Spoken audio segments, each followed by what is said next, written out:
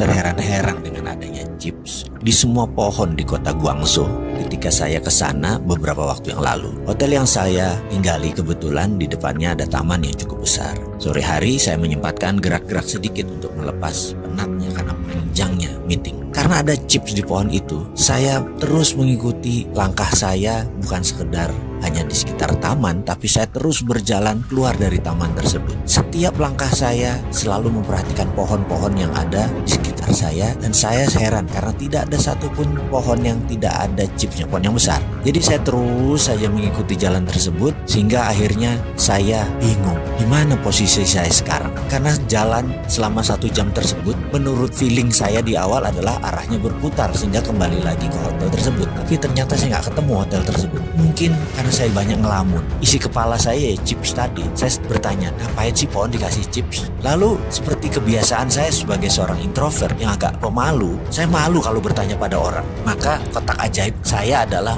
membuka Google Map sebagai solusi mencari jalan kalau saya lagi lost kayak saat itu. Saya pencet Google Map, yang terjadi adalah dia cuma muter-muter roaming. Saya baru sadar, ternyata Google itu dikendalikan di Cina. Emangnya seperti di Indonesia search engine asing yang berkuasa. Kalau di Cina ya produk mereka sendiri yang berkuasa. Jadi karena saya nggak punya Baidu Map, ya sudah. Akhirnya saya terpaksa tanya orang. Saya pun memilih bertanya kepada seseorang yang duduk di tepi jalan lagi sambil menikmati udara sore yang sejuk. Penampilannya kasual. Dan saya pun bertanya, "Excuse me, could you please guide me to my hotel, the St. Regis? I'm sorry, I'm kind of lost," saya bilang.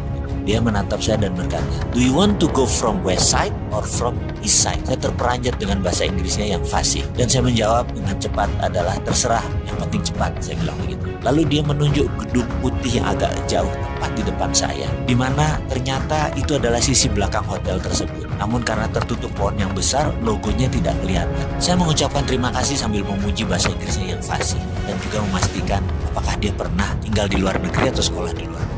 Lalu dia menjawab, "I never been abroad, but a couple years ago, I have a business export to America. So I need to be able speaking their language by phone and email."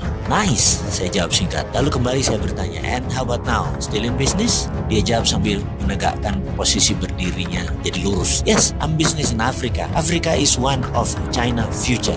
Very good prospect there for China." Sambil mendengar perkataan tersebut, saya mengucapkan terima kasih yang dijawabnya dengan hanya lambaian tangan. Kepala saya bertambah 2 masalah sekarang. Chip di pohon dan Afrika akan menjadi next China. Kok jauh bener ya mereka itu mikirnya. Sementara Indonesia mikirnya politik dalam negeri yang cakar-cakaran terus.